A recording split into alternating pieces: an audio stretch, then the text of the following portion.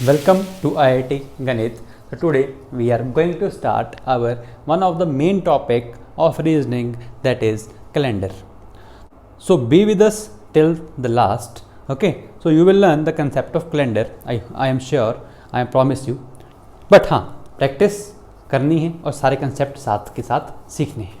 जितने भी government exams होते हैं, NTSC हो गया आपका क्लास 10th के बाद, और अपना जितने भी CGL, CHSL, CPO and bank POs and all, सबके अंदर इसका क्वेश्चन आता ही आता है. ठीक है, चलो सबसे पहले मैं बात कर रहा हूँ कितने तरह के ईयर्स होते हैं, मतलब types of years.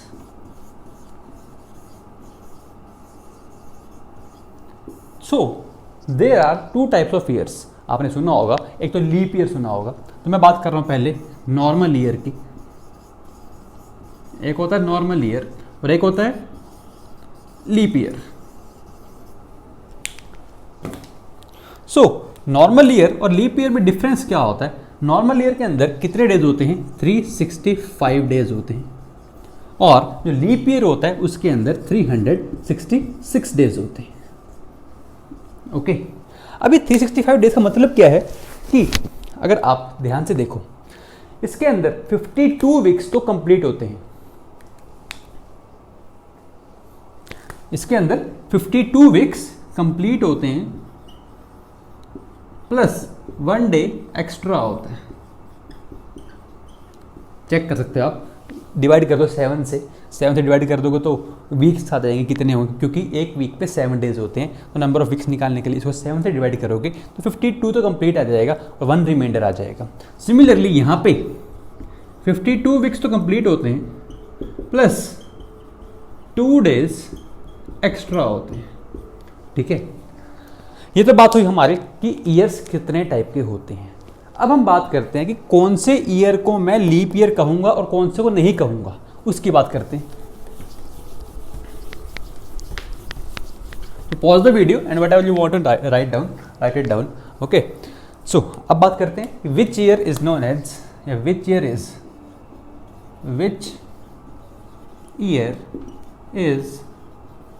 Leap year. अब हमें बताया जाता है कि जो जो ईयर 4 से डिविजिबल हैं उसको हम क्या कहेंगे? लीप ईयर कहेंगे. बट ऐसा नहीं है. क्यों? देखना ध्यान से. अब जो अपने ईयर्स होते हैं वो भी दो तरह के हैं. एक तो सेंचुरी ईयर. सेंचुरी मतलब 100, 200, 300, 1900, 2100 एंड एक्सेट्रा. ये होते हैं सेंचुरी ईयर्स. और जो सेंचुरी ईयर्स नहीं है, सेंचुरी ईयर्स जो नहीं है, for example 2021, 2005, 18 and so on etcetera. तो इसके दो केस हैं कि या तो सेंचुरी ईयर होगा या सेंचुरी ईयर नहीं होगा. अगर सेंचुरी ईयर नहीं है, then check its divisibility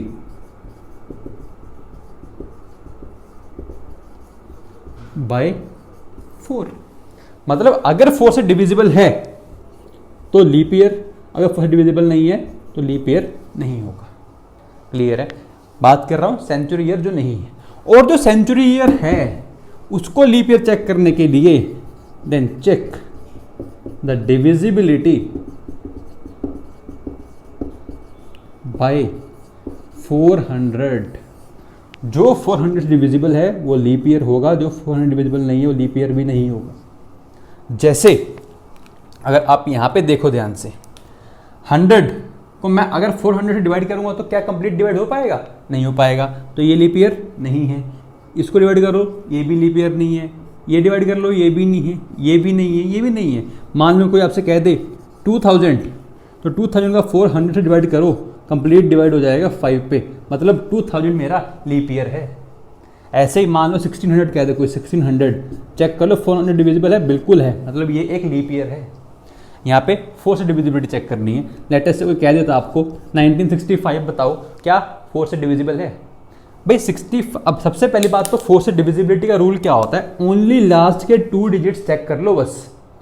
बाकी सबको भूल जाओ, ओनली लास्ट के 2 डिजिट चेक कर लो, अगर वो डिविजिबल हैं तो पूरा नंबर 4 से डिविजिबल होगा।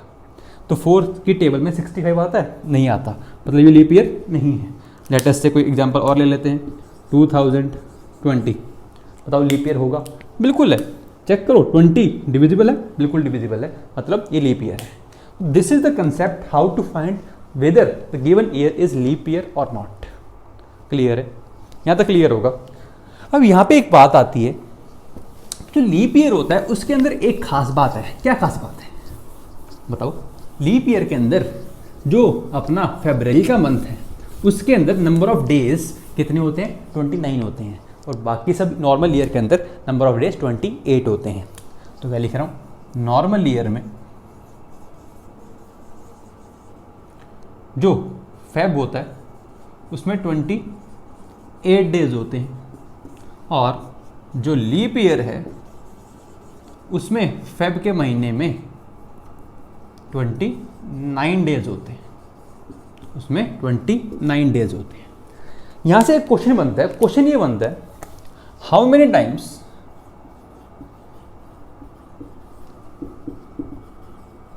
ट्वेंटी-9th Feb come in first 400 years, कि पहले 400 साल में जब कैलेंडर शुरू हुआ, पहले 400 सालों के अंदर कितनी बार 29th फेब आया होगा। अब देखो 29th फेब उतनी बार आएगा जितनी बार लीप ईयर आया होगा। ऑब्वियसली बात है, जितनी बार लीप ईयर आया होगा।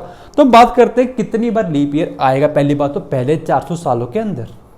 इससे पहले मैं आपको एक बात और पूछता हूं कि 400 से पहले अगर मैं आपसे 100 ईयर्स में पूछ लूं कि फर्स्ट 100 ईयर्स में, फर्स्ट 100 ईयर्स, फिर से बता रहा हूं, फर्स्ट 100 स्टार्टिंग वाले, इसके अंदर number of leap years, number of leap years कितने होंगे। देखो जो जो 4 के मल्टीपल्स में आएंगे वो लीप ईयर है, बट दिक्कत कहां पे? सेंचुरी ईयर पे। सेंचुरी ईयर के लिए हम क्या डिविजिबिलिटी चेक करेंगे? 400 से। अब देखो यहाँ पे 100 ईयर्स जो पहले 100 साल आए हैं उसमें 100th ईयर जो होगा वो सेंचुरी ईयर होगा। भाई पहले 400 सालों में जो 100th ईयर होगा वो सेंचुरी ईयर होगा। क्या वो 400 से डिविजिबल है? नहीं है, मतलब वो लीप ईयर है? नहीं है। ठीक है, मतलब अगर मैं यहाँ से चाहता हूँ कि इसमें नंबर ऑफ लीप ईयर्स कितने हैं तो मैं 100 को डिवाइड कर दूंगा 4 से, कितना आ जाएगा? 25। बट इसके अंदर 100 इंक्लूडेड है, 100th ईयर इंक्लूडेड है, बट हमें 100th ईयर नहीं चाहिए। क्यों? 100th ईयर लीप ईयर नहीं है, 100th year is not a leap year because not divisible by 400। ठीक है, मतलब यहां से मैं 25 में से 1 माइनस कर दूंगा, 24 बचेगा। मतलब पहले 100 सालों में 24 लीप ईयर्स आएंगे। क्लियर है ये बात? ठीक है, नेक्स्ट बात करते हैं 100 के बाद 200 ईयर्स में। 200 ईयर्स में कितने लीप ईयर्स आएंगे? फिर से सर 200 को डिवाइड कर दो 4 से। भाई 200 को 4 से डिवाइड करोगे तो 50 आ जाएगा। बट अब एक बात बताओ, पहले 200 सालों में सेंचुरी ईयर्स कौन कौन से आए होंगे? 100 और 200, वो भी 4 के मल्टीपल्स थे, इसमें काउंट हो गए होंगे। ऐसे यहाँ पे भी काउंट हो गया था 100, इसलिए उसको सब्ट्रैक्ट किया। यहाँ पे भी 100 भी काउंट हो गया होगा और 200 भी काउंट हो गया होगा। मतलब हमें यहाँ से 2 सब्ट्रैक्ट करने पड़ेंगे। कौन कौन से? 100th वाला और 200th वाला। मतलब इसका 48 लीप ईयर्स होते हैं पहले 200 सालों में। पहले 200 सालों में 48 लीप ईयर्स। सिमिलरली बात करते हैं 300 ईयर्स के अंदर कितने लीप ईयर्स होते हैं। तो 300 के अंदर क्या करोगे? 300 को डिवाइड करोगे किससे? 4 से, तो 75 आ जाएगा। बट 75 सही नहीं है। क्यों? 100th ईयर, 200th ईयर और 300th ईयर जो है वो तीनों 400 से डिविजिबल नहीं है, इसलिए वो लीप ईयर के बाहर हैं। मतलब कितने leap years? 72 leap years. Next is 400 years. 400 सालों में कितने लीप ईयर्स होंगे? तो 400 को आप क्या करोगे? 4 से डिवाइड, 100 आ गया, बट 100 तो आ गया। एक तो 100th year, 200th year, 300th year, हटा दो, क्यों, वो लीप ईयर नहीं है। But 400th year leap year है क्योंकि 400 से डिविजिबल है, इसलिए मैं ओनली 3 सब्ट्रैक्ट करूँगा इस बार। तो 100 में से 3 गए 97, मतलब पहले 400 सालों में 97 लीप ईयर्स होते थे। ठीक है, क्लियर है यहाँ तक। अब यहाँ से क्वेश्चन बना कि how many times 29th Feb come in first 400 years. तो जितने number of times leap years आए होंगे उतने नंबर ऑफ टाइम्स क्या आया होगा, 29th Feb आया होगा। मतलब आंसर कितना आ गया इसका, 97 भाई, क्योंकि 97 टाइम्स क्या है, नंबर लीप ईयर्स है, तो उन सब लीप ईयर्स में 29th Feb आई होगी। अब यहाँ पे क्वेश्चन जो अच्छा बनता है वो ये है, how many times 29th date come in. यहाँ पे क्वेश्चन चेंज कर रहा हूँ, 29th date come in first 400 years. अब क्वेश्चन बन गया 29th डेट पे। भाई 29 डेट तो हर महीने में आती है, बस फेब में तब आती है जब लीप ईयर होता है। मतलब हर साल 11 बार, ओनली फेब को छोड़ के बाकी 12 महीने जो हैं, बाकी 11 महीने जो हैं उन सब में 29 डेट तो आई होगी। मतलब हर साल में 11 बार तो 29 आया होगा, और जो जो लीप ईयर है उसमें 29 एक बार एक्स्ट्रा आया होगा। तो आप इसको काउंट करके इसका आंसर कमेंट बॉक्स में कमेंट करेंगे, तो मैं देखता हूँ कमेंट बॉक्स में answer. Okay, so after that I will give you answer. Okay, ठीक है, लेट्स सी कौन कौन ठीक आंसर देते हैं। ओके, अब हम बात करते हैं एक नया कंसेप्ट जो बहुत इंपॉर्टेंट है, that is odd days.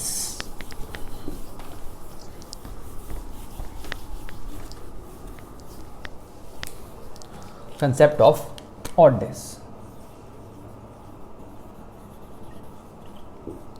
It is very very important. जिसको ऑड डेज निकालने आ गए उसको कैलेंडर आ गया समझ लो। तो अब ऑड डेज निकालते कैसे, सबसे पहली बात तो ऑड डेज जो होंगे क्या होंगे। ऑड डेज इज बेसिकली कि वीक के नंबर ऑफ डेज से कितने एक्स्ट्रा डेज हैं। जैसे वीक में 7 दिन होते हैं, तो मैं 8 कह दूँ तो कितने एक्स्ट्रा हो गए, 1 एक्स्ट्रा हो गया। मैं 10 कह दूँ तो एक वीक मतलब 7 से 3 एक्स्ट्रा हैं, मतलब 3 नंबर ऑफ ऑड डेज हैं। इसको कहते हैं ऑड डेज, कि वीक से कितने एक्स्ट्रा। तो निकालते कैसे हैं, निकालते हैं नंबर ऑफ डेज को 7 से डिवाइड करो, जो रिमाइंडर आएगा that is the number of odd days. मान लो कोई आपसे कह दे 22 डेज के अंदर नंबर ऑफ ऑड डेज कितने होंगे, तो 22 को 7 से डिवाइड किया, रिमाइंडर कितना आ गया 1, मतलब 1 ऑड डे, 1 ऑड डे। इसका यूज़ कैसे करेंगे बताया जाएगा अभी। लेटेस्ट से कोई आपसे कह दे 58 डेज के अंदर कितने नंबर ऑफ ऑड डेज हैं, 58 में डिवाइड कर दो 7 से, जल्दी से 7 8 से 56, 2 बच गया रिमाइंडर, मतलब 2 ऑड डेज। वो ध्यान रखना, जब भी 7 से डिवाइड करोगे तो जो रिमाइंडर आएगा वो 0 1 2 3 4 5 और 6 में से ही आएगा। अगर इनसे बड़े नंबर आ जाते हैं तो उसको फिर से 7 से डिवाइड कर देना, उसको फिर से 7 से डिवाइड कर देना, ये ध्यान रखना। अब हम बात करते हैं कि मंथ में, हर मंथ में कितने ऑड डेज होते हैं। Months odd days, number of odd days, ठीक है। तो सबसे पहले कौन सा मंथ आता है, जनवरी, फिर फरवरी, देन मार्च, अप्रैल, मई, जून, जुलाई, अगस्त। चलो जनवरी में कितने नंबर ऑफ डेज होते हैं, 31 डेज होते हैं। 31 डेज हैं अगर, तो 7 से डिवाइड करो, रिमाइंडर कितना आएगा 3, तो नंबर ऑफ ऑड डेज 3। फरवरी में 28 होंगे या 29 होंगे, ये नॉर्मल ईयर में, और ये लीप ईयर में। 28 को 7 से डिवाइड किया तो क्या आ जाएगा रिमाइंडर 0, मतलब या तो कोई भी ऑड डे नहीं होगा या फिर 1 होगा। आप 29 को डिवाइड करके चेक कर सकते हो, ठीक है। नेक्स्ट इज मार्च, मार्च में फिर से 31 डेज, फिर से 3, अप्रैल में 30 डेज, फिर से 2, फिर से 31 डेज 3, 30 डेज 2, 31 डेज 3, 31 डेज 3। अगस्त के बाद सितंबर, सितंबर के अंदर let us write it this side,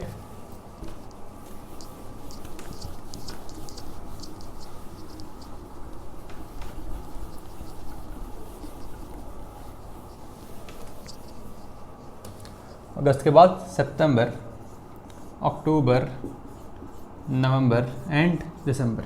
सितंबर में 30 डेज, तो नंबर ऑफ ऑड डेज कितने हो जाएंगे 2।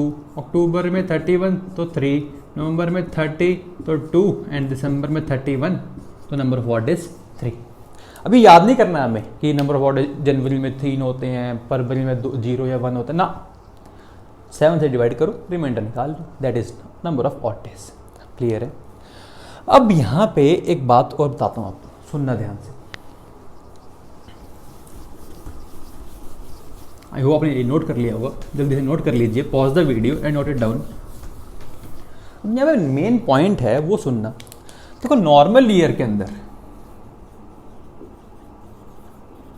कितने डेज होते हैं 365 डेज। और अगर आप स्टार्टिंग में देखा हो तो मैं लिखा था 52 वीक्स प्लस 1 डे एक्स्ट्रा। जो डे एक्स्ट्रा है वही तो क्या होता है, नंबर ऑफ ऑड डेज होता है। चाहे आप इसको 365 को 7 से डिवाइड कर लो, डिवाइड करके चेक करो रिमाइंडर कितना आ रहा है, रिमाइंडर 1 ही आएगा। तो इसके अंदर 1 ऑड डे होता है। और लीप ईयर के अंदर 366 days, 52 weeks plus 2 days extra, मतलब कितने ऑड डेज आएंगे 2 ऑड डेज आएंगे। चाहे आप इसको 7 से डिवाइड करके चेक कर लो। अब इसमें मैं आपको एक बात बता रहा हूँ, इसका मतलब ये है कि 52 वीक तो पूरे हैं। मतलब अगर मंडे को स्टार्ट किया गया तो 52 वीक कंप्लीट कब होंगे, संडे को। भाई एक वीक तो 7 दिन का ही होता है ना, तो मंडे को शुरू हुआ तो संडे कंप्लीट हो जाएगा। तो 52 वीक्स खत्म हो जाएंगे संडे को। मैं क्या कह रहा हूँ, लेटेस्ट से अपना ईयर स्टार्ट हुआ मंडे को, ईयर स्टार्टेड ऑन मंडे, ठीक है। अगर तो ये नॉर्मल ईयर हुआ, इसमें एक दिन एक्स्ट्रा आएगा, मतलब 52 हफ्ते तक पूरे हो जाएंगे, 52 वीक्स विल बी कंप्लीट। मतलब जो लास्ट दिन आएगा वो संडे के बाद फिर से मंडे वाले तो आएगा। जो लास्ट डे होगा वो मंडे ही तो होगा, क्योंकि पूरे वीक होने के बाद, पूरे वीक कब होगा, संडे को। 52 वीक्स कब खत्म होंगे, संडे को, तो नेक्स्ट डे मंडे आ जाएगा। मतलब यहाँ पे जो पॉइंट है लिखने वाला ये है कि normal year starts and ends with the same day. Write down the point here. Normal year starts and ends with the same day. एक पॉइंट तो ये हो गया। दूसरा पॉइंट क्या है, दूसरा पॉइंट क्या है, देखो 52 वीक्स के अंदर 52 मंडेज तो पक्का आ गए होंगे, 52 ट्यूसडेज भी आ गए होंगे, 52 वेडनेसडे भी आ गए होंगे एंड सब कुछ। बट उसके बाद जो नया दिन आया लास्ट वाला, वो कौन था, मंडे। मतलब एक मंडे ऐसा है जो 53 टाइम्स आएगा, जो मंडे ऐसा है जो 53 टाइम्स आएगा। मतलब जिस दिन मेरा ईयर स्टार्ट हुआ, जिस दिन मेरा ईयर स्टार्ट हुआ वो वाला दिन कितनी बार आएगा, 53 टाइम्स आएगा। सो क्या लिखेंगे यहाँ पे, all the days will come 52 times, but the starting day will come for 53 days। काफ़ी इंपॉर्टेंट पॉइंट है। जिस दिन मेरा ईयर स्टार्ट हुआ है वो वाला दिन 53 टाइम्स आएगा, ठीक है। Will come 53 times, not days, ठीक है। अब बात करता हूँ लीप ईयर की। तो लीप ईयर में होगा क्या, मान लो स्टार्ट हुआ मंडे को, ईयर स्टार्टेड ऑन मंडे, कौन सा, लीप ईयर। भाई 52 हफ्ते पूरे हो गए तो मतलब संडे को ख़त्म हो गए, यही होगा। अब 2 दिन एक्स्ट्रा हैं, मतलब जो 2 लास्ट के दिन होंगे वो मंडे होगा, फिर ट्यूसडे आएगा, तो ये क्या होगा उसका लास्ट डे। जो लास्ट डे होगा वो ट्यूसडे होगा। मतलब इसका ये हुआ कि एंड्स विद, जो लीप ईयर है ends with next day of starting day। जिस दिन स्टार्ट हुआ था उसके नेक्स्ट डे खत्म होगा। अगर ट्यूसडे स्टार्ट होता तो वेडनेसडे खत्म होता, वेडनेसडे स्टार्ट होता तो थर्सडे खत्म होता एंड सो ऑन। अब यहाँ पे खास बात फिर से देखो, सारे के सारे 52 टाइम्स आएंगे, बट कौन से, एक तो स्टार्टिंग वाला और एक उससे नेक्स्ट वाला। जिस दिन स्टार्ट हुआ और उससे नेक्स्ट वाला वो कितनी बार आएगा, 53 टाइम्स। तो यहाँ पे लिख लेना 52 टाइम्स कौन से आएंगे, बाकी सब एक्सेप्ट कौन सा, जिससे स्टार्ट हुआ और उसके नेक्स्ट वाला। मतलब अगर मैं बात करूं कि वेडनेसडे स्टार्ट हुआ तो 53 टाइम्स कौन कौन आएगा, वेडनेसडे एंड थर्सडे, बाकी सब 52 टाइम्स। मान लो ये संडे स्टार्ट हुआ तो 53 टाइम्स कौन कौन आएगा, संडे एंड मंडे, बाकी सब 52 टाइम्स। ये पॉइंट है, मेन पॉइंट यहाँ पे नोट करने वाला है। क्लियर है? चलो ठीक है। अब बात करेंगे number of odd days in given number of years, वो कैसे निकालेंगे, that we will see in the next video. Okay, till then study it and mark the points very carefully, note points very carefully. Okay, each and every point is very important. Till then, enjoy and thank you.